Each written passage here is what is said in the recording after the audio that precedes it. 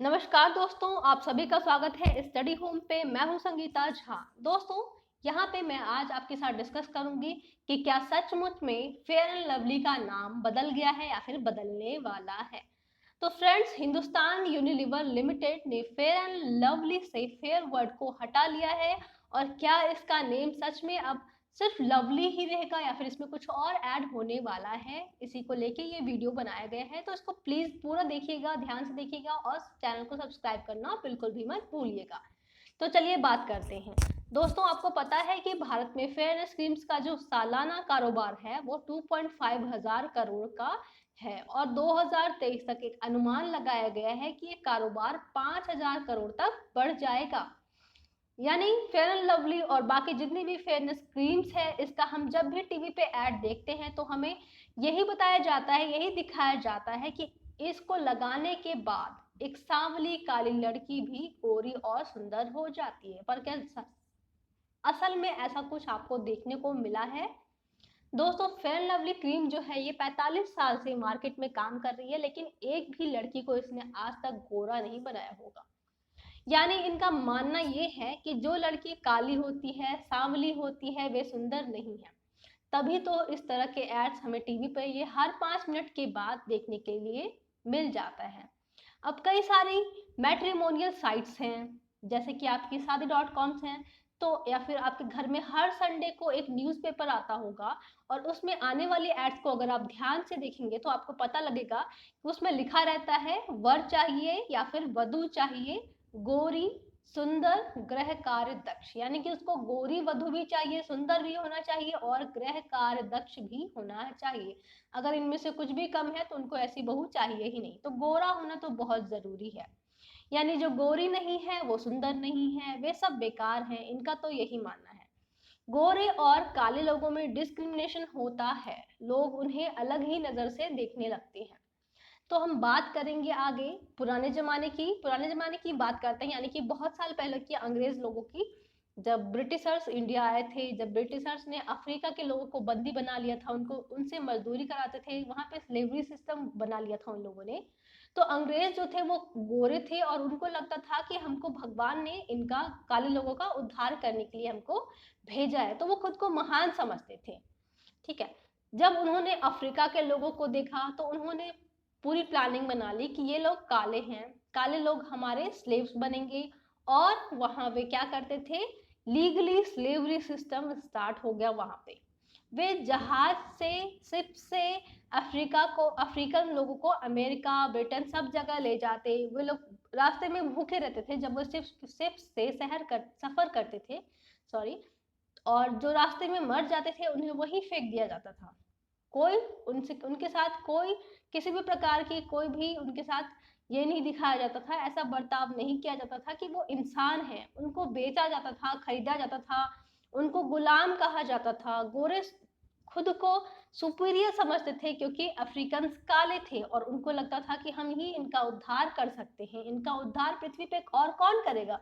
तो गोरे लोगों ने क्या किया, अफ्रीका के लोगों को बंदी बनाया, स्लेवरी सिस्टम को स्टार्ट किया और उनको अपने शहर ले जाते थे, उनको नौकर बना के, स्लेव्स बना के रखते थे। तो अमेरिका में ब्लैक को उनका अधिकार मिला 1965 में।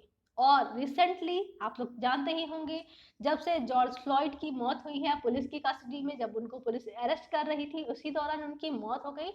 तो ये कंट्रोवर्सी कितनी ज्यादा बढ़ गई, जिससे कई जगह स्टार्ट हो गए, दंगे फसाद हुए और कई जगह लोग स्ट्राइक करने लगे, बहुत सारी चीजें स्टार्ट हो गई।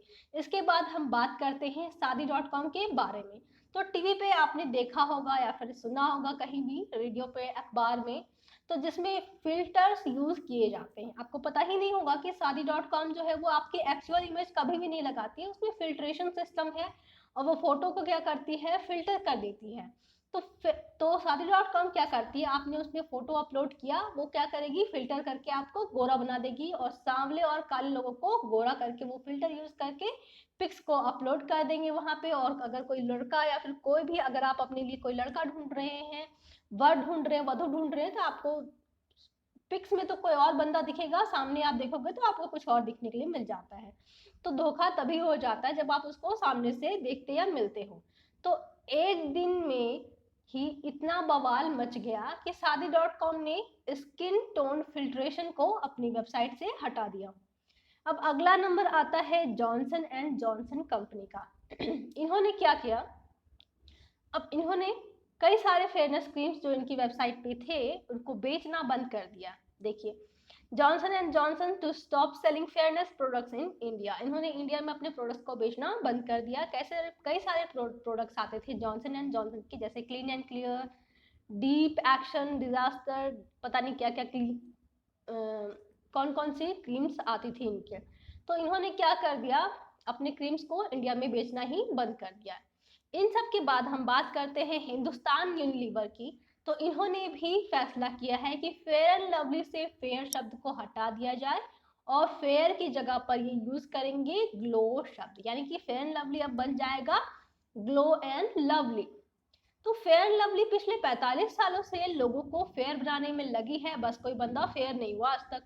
फेयर एंड लवली का कारोबार सिर्फ इंडिया में ही नहीं चल रहा है, बल्कि India, Bangladesh, Indonesia, Thailand, Pakistan और कई सारे देशों में इसका कारोबार फैला हुआ है। लड़कियों को छोड़िए, ये आज तक एक भी लड़के को गोरा नहीं कर पाए। तो लड़कियों की बात हम छोड़ते हैं, इन्होंने लड़कों के लिए भी क्रीम मार्केट में उतार दी है, जैसे फेयर एंड हैंडसम, मर्दों के लिए गोरा बनाने का क्रीम, ठीक है। तो इनका हाल ही अलग है, इनका बस आप तक कोई गोरा नहीं, बस इतना ही हुआ है कि आज तक कोई बंदा भी गोरा नहीं हुआ है, ठीक है। तो मेंस के लिए आप देख सकते हैं ढेर सारी क्रीम्स है बाजार में, men's Fair and Lovely cream, instant fairness cream. कभी हुआ है कोई बंदा ऐसा गोरा? तो बस इसी में दिखाया जाता है, आपको सिर्फ टीवी पे दिखेंगे एड्स, रियलिटी में ऐसा कुछ भी नहीं होता है। तो ये सब हमारी सोसाइटी की सोच से भी मैच करता है, सोच ही ऐसी है हम लोगों की, गोरे बनो, सुंदर बनो, मोटी मत हो, यही सब बोला जाता है हमारे घर में, अगल बगल में लोग यही बोलते हैं, पता नहीं क्या क्या बोल देते हैं। अब हम बात करते हैं फेयर एंड लवली की, जिन्होंने सडनली 45 साल बाद ये डिसीजन क्यों लिया। तो हाल ही में अमेरिका में जॉर्ज फ्लॉयड की जो मृत्यु हुई थी, उनकी मौत के बाद दंगे स्टार्ट हुए और उसके बाद एक कैंपेन स्टार्ट हुआ, ब्लैक लाइव्स मैटर। इसके बाद क्या हुआ, लोग फेयर एंड लवली के पे भी दबाव बनाने लगे, क्योंकि आपकी क्रीम जो है ये भी काले और गोरे लोगों में डिस्क्रिमिनेशन करते हैं कि आप काली हैं तो उदासीन है लोग आपके प्रति, कोई आप पे ध्यान नहीं दे रहा, लेकिन आप सडनली गोरी हो जाती हैं तो लोगों का ध्यान आपकी ओर जाने लगता है। तो फेयर एंड लवली पे भी दबाव बनने लगा जॉर्ज फ्लॉयड की मृत्यु के बाद कि आपकी क्रीम जो है वो लोगों में डिस्क्रिमिनेशन का काम करती है। तो फेयर एंड लवली ने क्या किया, एक लोगों ने मिलकर एक पेटिशन स्टार्ट किया फेयर एंड लवली के खिलाफ, और एक दिन में लाखों लोगों ने इस पे सिग्नेचर किया फेयर एंड लवली के अगेंस्ट, ठीक है, कि ये शब्द जो है ये हटाया जाए फेयर एंड लवली से। फिर क्या हुआ, फेयर एंड लवली ने फेयर एंड लवली से हिंदुस्तान यूनिलीवर ने फेयर शब्द हटाकर ग्लो शब्द ऐड कर दिया है।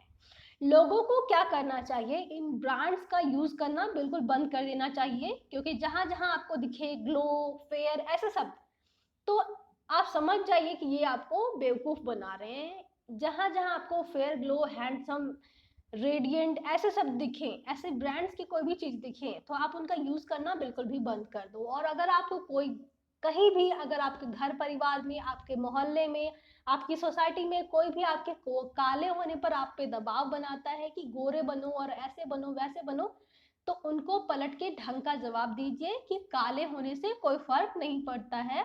अगर आप एक अच्छे इंसान हैं तो फर्क पड़ता है, बुरे इंसान होने से ज्यादा अच्छा है आप एक अच्छा इंसान बने और गोरे और काले लोगों में भेद करना बंद करें। Thank you.